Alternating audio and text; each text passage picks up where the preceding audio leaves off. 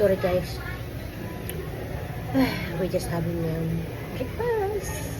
We're having breakfast here on a beautiful view. Then you view. That's our restaurant. Yay! Look at that. Look at the view. It's in the restaurant. Hi, honey. Hello. He's not listening. Hi.